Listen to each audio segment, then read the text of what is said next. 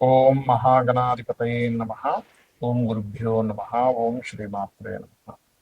అరుణాం కరుణాతరంగితాక్షీం ధృతపాశాంకుశపుష్పబాణచాపాం అనిమాదిభిరావృతాం మయూకైః అహమిత్యేవ విభావయే భవాని. శ్రీమాత్రే నమః.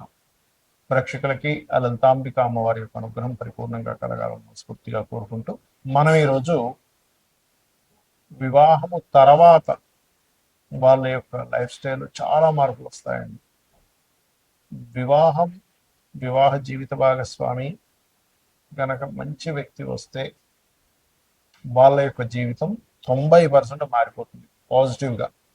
అదే సరైన వ్యక్తి రాకపోతే 99%, 90 నుంచి 99% కూడా కావచ్చు, ఒకసారి నెగిటివ్లోకి వెళ్ళిపోతుంది.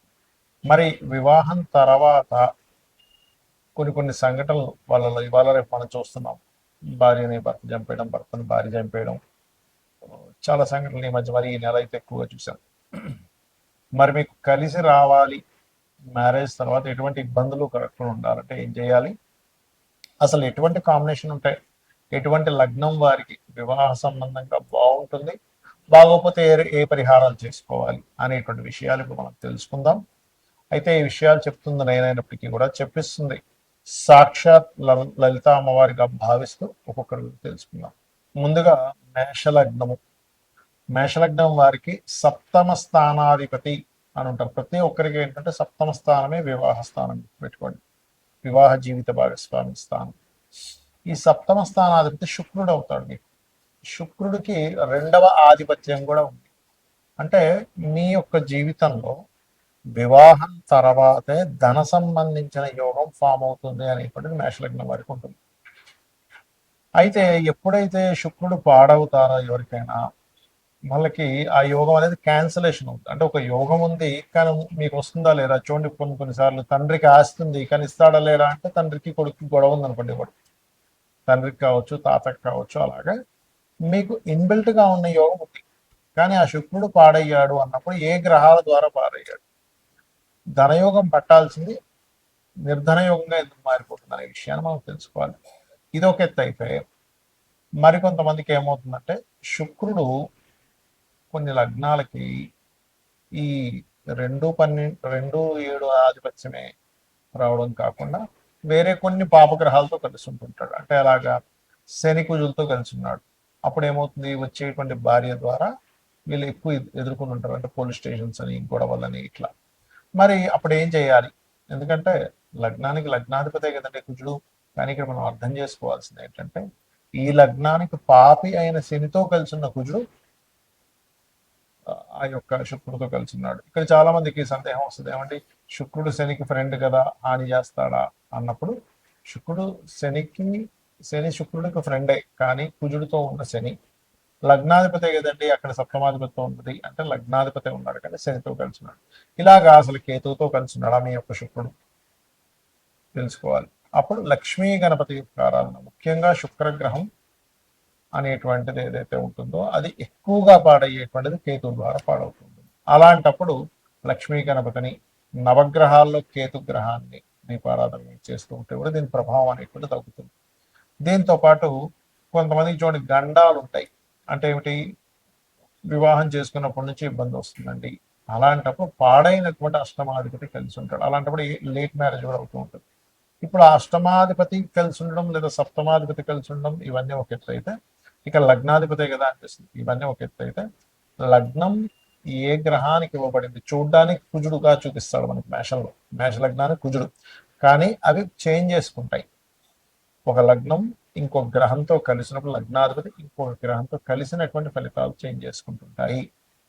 ఆ రకంగా ఈ సప్తమ స్థానాధిపతి కూడా శుక్రుడు అయినప్పటికీ కూడా అది వెళ్ళి ఏ రాసుల్లో ఉంది, లగ్నం నుంచి 12 రాసుల్లో ఏ రాసుల్లో ఉంది, ఆ రాసుల్లో ఉండటం వల్ల అది ఏ గ్రహానికి అందిపుచ్చుకుంటుందో చూసుకొని ఆ పర్టికులర్ ప్లానెట్ అని కూడా చూసుకోవాలి. పర్సనల్ చార్ట్లో తెలుస్తుంది. ఇలా ఉన్నప్పుడు మనం అసలు ఏ గ్రహంతో కలిసి ఉండి పాడైందో ఆ గ్రహానికి దీపారాధన కానివ్వండి, లేకపోతే ఆ గ్రహానికి సంబంధించిన అధిష్టాన దేవతకు కానివ్వండి, గోసేవకు కానివ్వండి చేసుకుంటే మీ యొక్క ప్రాబ్లం అనేటువంటిది కూడా క్లియర్ అవుతుంది. మొట్టమొదటిగా మీ యొక్క సప్తమాధిపతి ఉదాహరణకి రవితో కలిసి ఉన్నాడు. రవి అంటే సూర్య భగవానుడు గ్రహరాజుగా చెప్తూ ఉంటారు. తన చుట్టూ అన్ని గ్రహాలు తిరుగుతూ ఉంటాయి. ఇప్పుడు ఈ రవి ద్వారా కనుక మీ సప్తమాధిపతి కంబస్ట్ అయ్యాడు అనుకోండి, అంటే అస్తంగత్వ దోషంలోకి వెళ్ళిపోయాడు. దాన్నే మనకి మౌఢ్యమి అని కూడా అంటారు గోచారంలో. అప్పుడు సూర్య భగవానుడికి చేసుకోవాలి. అంటే ఏంటి? సూర్య ఆరాధన చేసుకోవడం, ఆదిత్య హృదయం చదవడం, గోవునికి గోధుమ రవ్వ తినిపించడము, తండ్రిని తండ్రితో గొడవ పెట్టుకోకుండా తండ్రిని చక్కగా గౌరవించడం, తండ్రి కాళ్ళకు నమస్కరించుకోవడం చేస్తూ ఉంటే ఆత్మకారకుడు సూర్య భగవానుడు, తండ్రి కారకుడు, మెడికల్ వీటికి కారకుడు, ఎవరికైనా మెడికల్ సంబంధించిన ఏదైనా సేవలు చేస్తూ ఉండాలి. అప్పుడు సూర్య అనుగ్రహం కలుగుతుంది. అలా కాకుండా అంటే ఇప్పుడు ఒకవేళ సూర్యుడితో కనుక సప్తమాధిపతి ఉంటే కొంచెం డామినేటివ్ గా ఉంటారు, శుక్రుడు ఉన్న సూర్యుడితో అలా ఉంటూ ఉంటారు. లైక్ ఎక్కువగా శుక్రుడితో కనుక సూర్యుడు ఉంటే ఇక్కడ స్పర్మ్ కౌంట్ కూడా తక్కువగా ఉంటుందని చెప్తూ ఉంటారు పురుషులకి. స్త్రీలకైతే వాళ్ళకి వేడి స్వభావం ఎక్కువగా ఉంటుంది. అలా కాకుండా చంద్రుడు సంబంధాలు వచ్చాయి సప్తమ సంబంధానికి.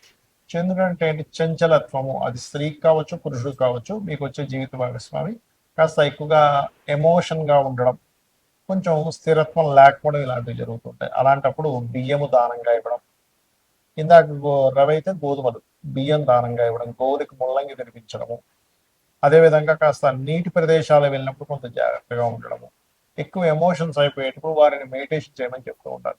ఏమవుతుందంటే ఓవర్ ఎమోషన్స్ అయిపోవడం, తద్వారా కూడా ఇద్దరి మధ్యన గొడవలు వస్తూ ఉంటాయి. అయితే ఇక్కడ సప్తమ స్థానం అనేటువంటిది ఎప్పుడు కూడా జీవిత భాగస్వామి యొక్క రూపురేఖల్ని, వాళ్ళు ఎలా ఉంటారు అనేటువంటి చెప్తుంది. కానీ 12వ స్థానం అనేటువంటి ఒకటి ఉంటుంది. అదేమిటంటే మీ మ్యారిటల్ లైఫ్ ఆఫ్టర్ మ్యారేజ్ తర్వాత ఎలా ఉంటుందో అని చెప్తుంది. దానికి కూడా ఇప్పుడు ఇందాక మనం చెప్పుకున్నటువంటి రవికి సంబంధం వస్తే ఈగో క్లాషెస్ వల్ల, చంద్ర సంబంధం వస్తే ఓవర్ ఎమోషన్స్ వల్ల, అంటే నా ఎమోషన్స్ నీకు అర్థం అవ్వట్లేదు, లేకపోతే నీ ఎమోషన్స్ నువ్వు సరిగా వ్యక్తపరచట్లేదు అనేటువంటి ఎక్కువగా వస్తుంటాయి చంద్రుడు. కాబట్టి బియ్యం దానంగా కూడా మెడిటేషన్ చేయడం చేస్తుండాలి.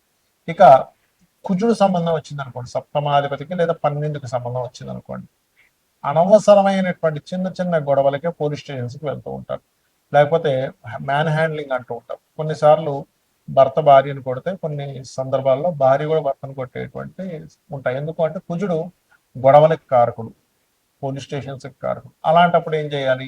సుబ్రహ్మణ్యేశ్వర స్వామి ఆరాధన, లేనట్లయితే చక్కగా గోవులకి క్యారెట్స్ తినిపించడము, మరియు అదేవిధంగా కుజగ్రహం దగ్గర దీపారాధన చేయడం, కందులు దానంగా ఇవ్వడం చేస్తూ ఉండాలి. కొన్నిసార్లు బుధగ్రహ సంబంధం వస్తుంది. సర్వసాధారణంగా బుధగ్రహ సంబంధం వచ్చినప్పుడు జీవిత భాగస్వామి మంచి తెలివైన వాళ్ళు, బిజినెస్ రిలేటెడ్ ఉంటాయి. కానీ ఆ బుధుడు పాడై సంబంధం వచ్చింది, అంటే నీచ సంబంధం వచ్చింది, ఇంకో పాపగ్రహంతో కలిసి ఉన్న బుధుడు, అలాంటప్పుడు ఏమైపోతుంది అంటే ఇంకా వాదిస్తూ ఉంటారు జీవిత భాగస్వామి.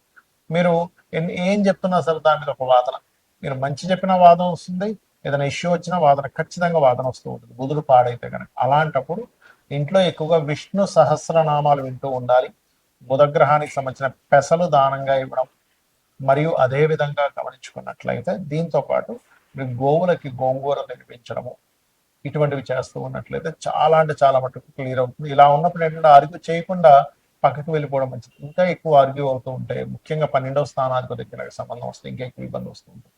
అదేవిధంగా బంధువర్గం మూలంగా కొన్ని అపనిందలు పడడం, నువ్వు భర్తను సరిగ్గా చూసుకోవట్లేదంట, భార్యను సరిగ్గా చూసుకోవట్లేదంట అని, అది ఒక్కొక్కసారి మీరు ఎంత బాగా చూస్తున్న ఒక చిన్న ఇష్యూయే అది అందరికీ వెళ్ళిపోవడం, గాసిప్ లాగా ఇట్లాంటివి జరుగుతుంటాయి. మరి గురుగ్రహం చాలా మందికి ఏమనిపిస్తుంది అంటే గురువు మంచివాడే కదండి, కలిసి ఉంటే ఇంకేంటి. కానీ మీ లగ్నానికి పాపి అయి సప్తమాధిపతితోనో 12తోనో, లేదా సప్తమ పోర్ట్ఫోలియోతోనో 12వ పోర్ట్ఫోలియోతో కనుక కనెక్ట్ అయ్యి పాప అయితే కనుక అప్పుడు జరిగేది ఏమిటంటే, చూడ్డానికి బయటకు కొన్నిసార్లు కొంతమంది బాగా ధర్మంగా ఉన్నారనిపిస్తుంది, కానీ వాళ్ళు కొన్ని అధర్మపరమైనటువంటి పనులు చేయడం వల్ల, ఎథిక్స్ లేకుండా చేసిన పనుల వల్ల ఇద్దరి మధ్యన విభేదాలు వస్తూ ఉంటాయి. లేకపోతే ఇంట్లో భర్త కానీ భార్య కానీ పూజ చేస్తానంటే భార్య అనడం, ఇటువంటివి ఎక్కువగా జరుగుతుంటాయి గ్రూప్ ఆడిన. అలాంటప్పుడు దక్షిణామూర్తి ఆరాధన చేయడము, శనగలు దానంగా ఇవ్వడం, మీరైనా ఇవ్వచ్చు, మీ జీవిత భాగస్వామితోనైనా ఇప్పించవచ్చు.